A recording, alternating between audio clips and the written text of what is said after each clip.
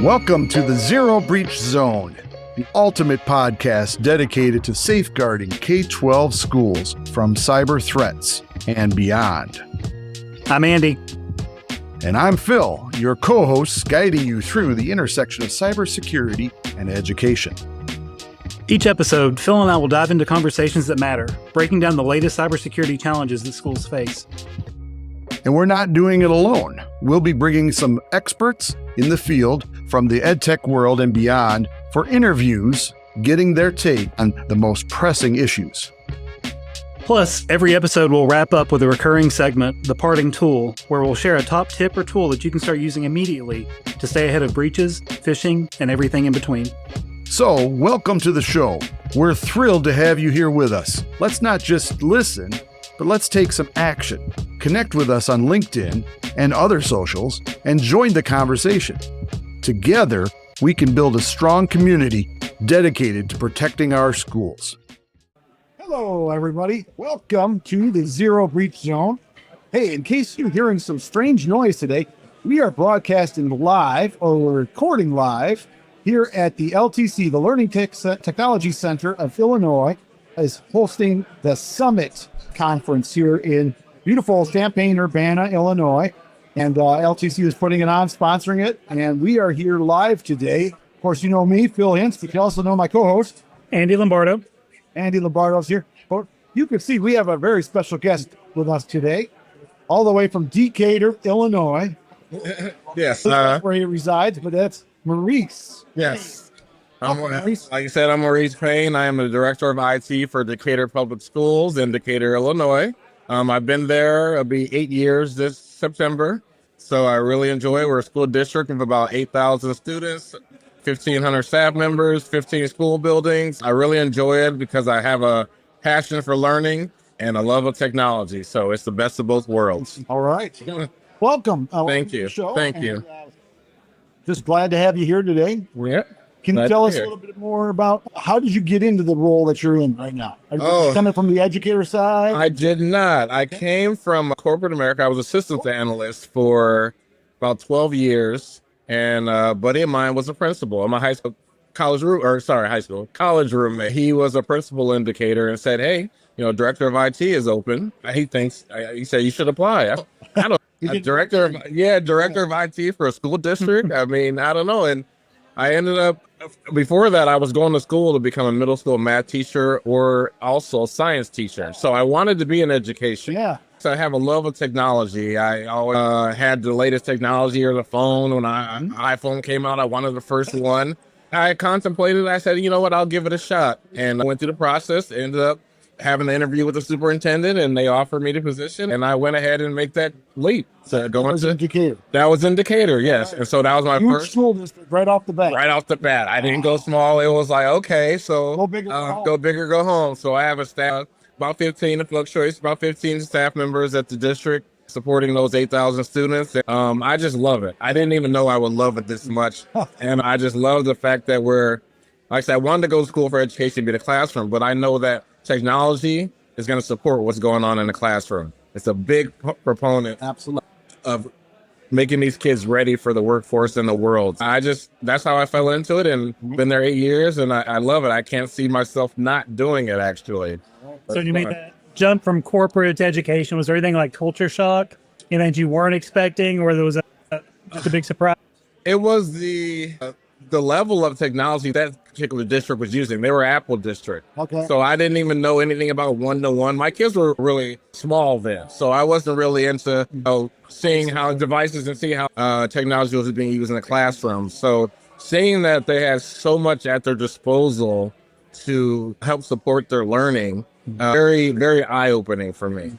And I really enjoyed learning that part of it and understanding how you can use technology to for learning outcomes and get kids ready for the real world and all that. So that was probably the most eye-opening, that I didn't even know there was a whole industry behind this. And it opened my eyes up greatly to that. So that was really probably the most eye-opening thing, that there's a whole world that I didn't even know existed.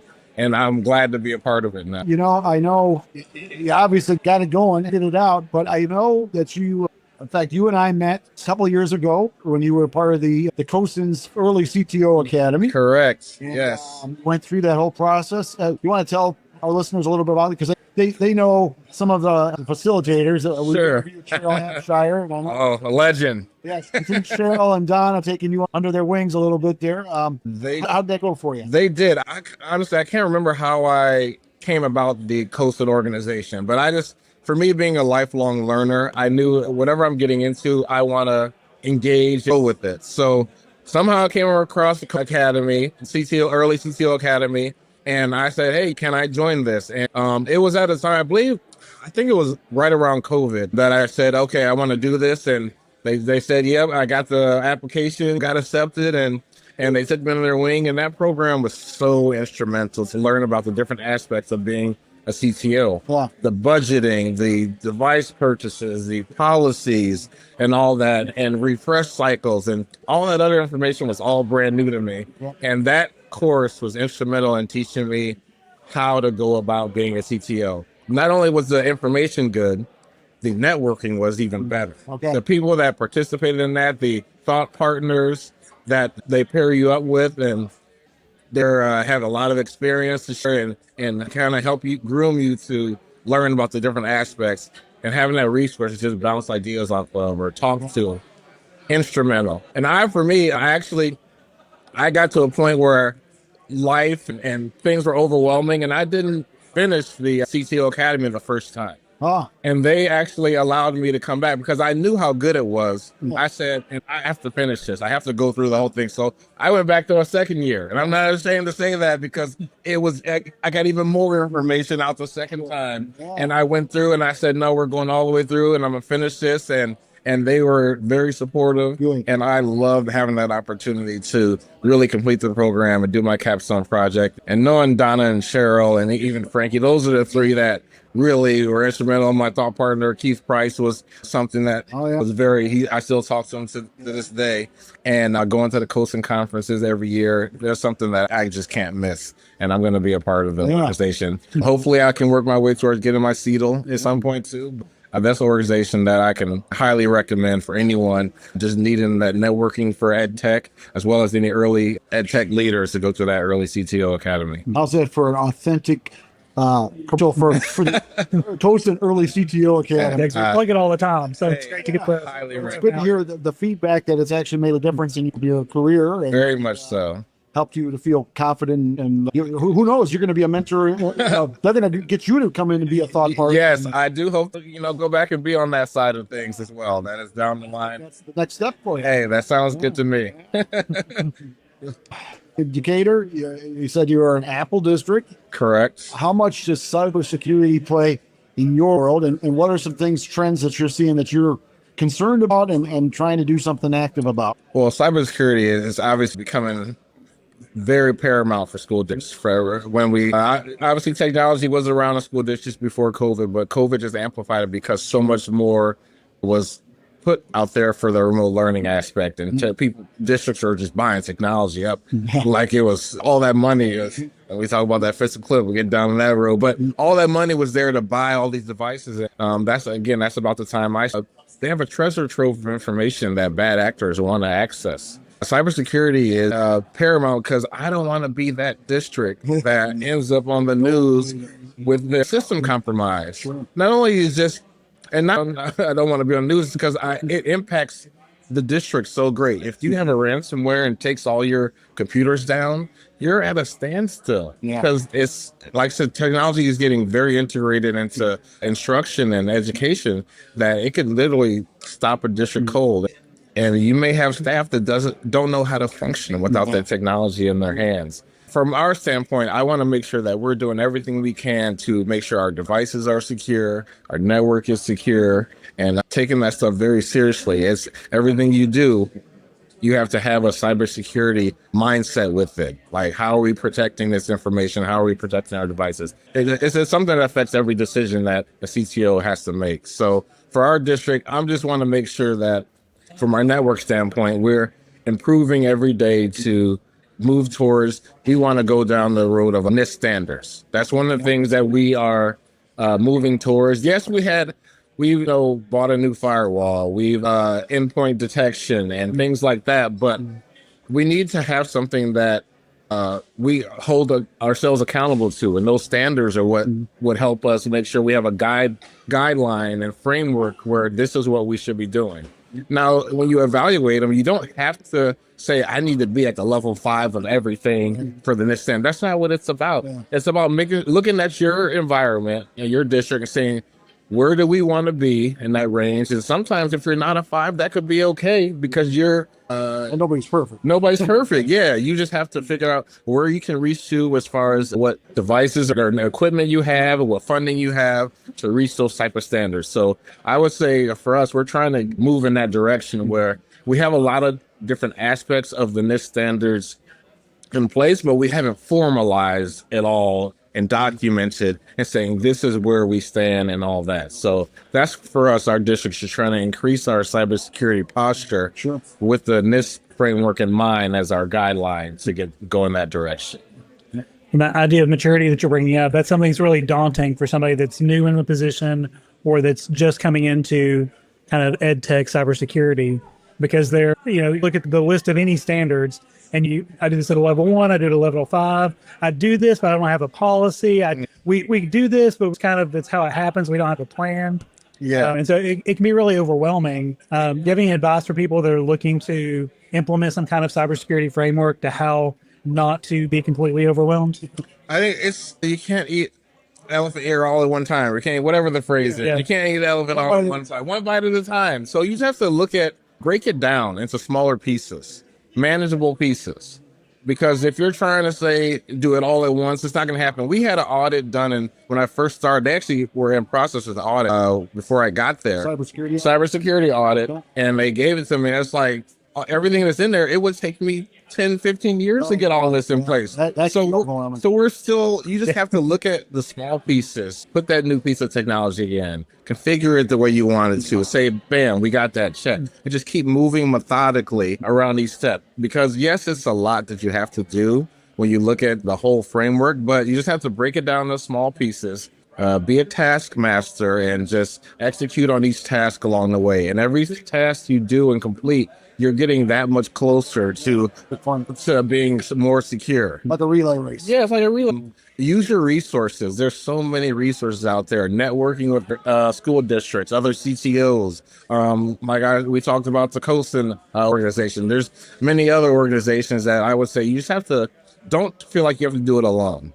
Whether you're one person in school district or luckily I have a staff of 15, but we still have a network of people out there that will support you, help you. You can hear examples from others. And I would say you have to lean on your network and work together. And then again, incrementally put those pieces in place and you'll be improving every day. Continuous improvement, lifelong learner. Yeah. That's what I'm all about. So that's why I'm here. That's why I'm here. So I think that's how you can approach it. Have you had any pushback from any of your staff when you're trying to say, hey, to MFA or anything like that? How's that done? I'll give an example. We have for insurance requirements, they said we have to have MFA on our email. So that means that everybody's got to have a second device to get the code and things like that. So they're like, why do I have to put this on my phone and things of that nature? Personal device. It's our personal device. Where's my stuff? Well, hey, you can just check your email at school. We don't require when you're on network. But if you go home and want to check your email, this is what's required.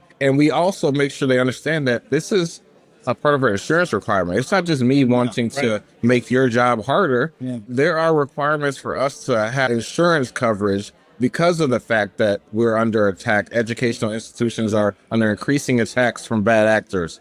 So you have to just level with them. These are things that makes us more secure. It's like to remind them, I know you've seen this district or that district that went through this and they had malware and they had all their computers infected and it cost, thousands, if not millions of dollars. So those examples are becoming so much more out there that this is what we don't want to do. And this is why we're taking these steps to make us more secure. So you have to have a good level of communication and they don't, because, I don't want to be called a repo man all the time, like taking stuff away or taking privileges. Like before I got there, everyone was admins on their computers. Yeah. I'm sorry. Oh, not anymore. You're not an admin on your computer. It just can't. It's because they have someone gets a hold of your computer or your credentials, they have elevated access. Yes. It's to protect everyone. It's not that I don't want you to install that program on your computer. It's that we want to prevent someone from destroying our network. Or Often use the phrase, help me to help you. yeah.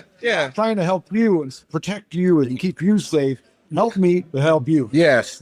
So has to be a different landscape for how they use the technology, just because of the fact that we have to be safer with the information that we have, because all these parents and students are entrusting us with their information, and we have to take that seriously. I think what you said, coupling together the communication piece and the concrete examples goes a long way. Because you talk about the example, we have the same thing with local admin access on devices. And it's not a big deal until you can communicate what happens if they accidentally click on that phishing link or whatever. Yes. And if they do have local admin rights, and then all the things that can directly happen as a result of that. Yep. It's not just a hacker stole my email address. It's all this other cascading access. Yep. Domino effect. Really, that's what happens. That's how it starts. Changing subjects a little bit. What's exciting you lately in the world of EdTech? Any big projects here over the summer? Or getting ready? There's a new E-rate cycle coming up. So we're gearing up for another. I'm hoping the cycle is here. Is the funding going to be there along with it? So that's what we're this summer. We typically we're replacing all our high school iPads. So my staff is out doing that methodical work, getting iPads ready and all that. But we're really gearing up for another E-rate cycle to replace all our systems. So that's not this summer, but it's a process. E-rate process. You start this fall, you get it all ready and get the paperwork in. So we're gearing up to doing that next summer. But we did just have this recent project that we did a data center upgrade. Where we installed battery backups into our data center.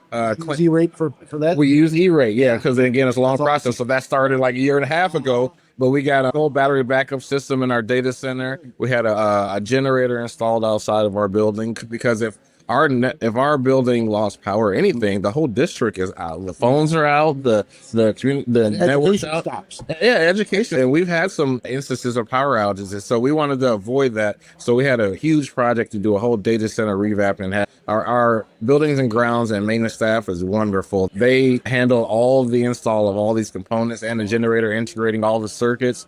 And we got that project done on time, under budget, fully functional. So that's something I was really excited for our district, because it makes sure that the systems that we need can really, have that great uptime percentage. If we have power, then we are at least able to have the district function and run. So that was something that was a critical project that we just did. And I hope our congressional listeners are taking note that, hey, E-rate dollars are making a difference. They're making education possible in Decatur. And please, let's keep the E-rate dollars coming, because it's the right thing to do. Please do. As we leverage E-rate as much as we can. So we're very appreciative of that funding that comes from the government. So we're hoping that program continues. Yeah.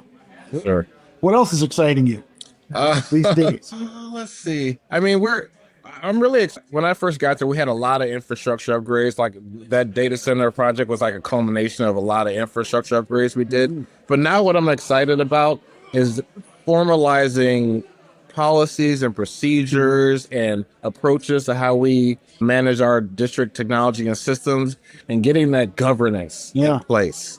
I really want to transition. Like I talked about the NIST standards. We've done a lot of work up to this point, but let's formalize it and really document and develop that sense of governance for our network and our district. So I'm really excited to really focus on that, because like I said, we replaced a lot of physical equipment, but now how is that physical equipment being used properly? How is it configured to talk to each other?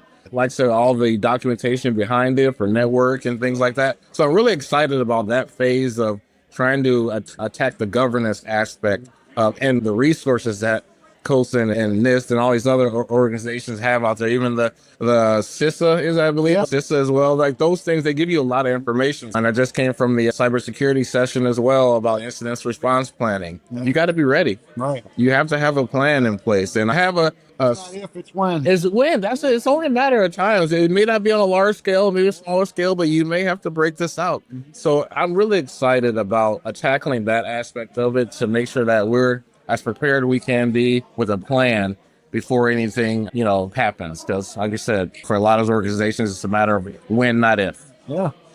Well, very good. I learned a lot about what you're doing there. I'm, as always, impressed by all the things that you're able to accomplish. And Well, thank you. This it's is good to see you again. Yes, you too. This is a great medium. I love that you're doing this podcast. Like Phil said, we met some years ago. We hit it off, and we've been seeing each other, here and there. I didn't even know he was going to be here. I come around the corner. And there's Phil. So I love what you're doing. I appreciate you guys having this podcast because it's going to help people. It's going to help. That's the plan. We always, as a part of our show, our listeners know that we have a parting tip. I kind of prepped you on that. I don't know if you got one, but if you don't have one, Andy always has one in his back pocket. But I mean, you got something cool that you've been using that might be, maybe it's a platform, a website or something. I don't know. I hate to drum again. I value what COSN has to offer for EdTech leaders. Okay. And I will say it again, there's a great organization that really wants to support what leaders are doing out there. And Donna Williamson, Sheryl Abshire, they are real. I mean, she always said, Donna always talks about, when she first started being an EdTech leader, that they really embrace developing the EdTech leaders of the future. So I would say if it's not COSN, just network and lean on each other. Find your people. Find your people. It could be your neighboring dish right next door. Just meet with them. You never just have a discussion. It can all start from a discussion. So to me, that's my parting tip is because I have to get better at that. I was even talking to someone, another EdTech leader here. I don't know about the networking part. I understand. I was there too, but you have to just force yourself to get out there and do a podcast when you've never done one. This is the very first experience for me. But I want to step out and just put myself out there and build those relationships and networks. So that's my parting piece, to reach out to others and don't try and do it alone. You are not alone. All right. There's a lot of people out there. Thank you, Mr. Maurice Payne. We appreciate your time to get today. And Yes. just sharing the wisdom and things that you've learned, and to let other people know that it's not impossible. If this is something you're passionate about and you want to do, there are resources out there, and you're living proof of that. So that's Yes, awesome. I am. So thank you for having me. Thank you. It's been great. Yep. Take care. Yep. All right. Thank you, everybody. And as we always like to close, because the important part of making our districts a zero Breach zone. Thanks for tuning in to today's episode of the Zero Breach Zone podcast. We hope our conversation left you feeling more informed and empowered to protect our K-12 schools from cyber threats. A big shout out to our sponsor, CyberNut AI, for making this podcast possible. CyberNut is committed to providing security awareness training designed for schools, helping educators and students navigate the digital world with confidence. If you want to learn more about how CyberNut can help strengthen your school's cybersecurity defenses, head over to their website, cybernut.com, and sign up for their training program. Together, we can create a safer online environment for everyone in our educational communities. And don't forget to hit the subscribe button. Connect with us on LinkedIn to join the conversation and help us build a strong community around cybersecurity and education. Join us next time on the Zero Breach Zone for more insightful conversations. Stay vigilant, stay ahead, and let's keep our schools a Zero breach zone.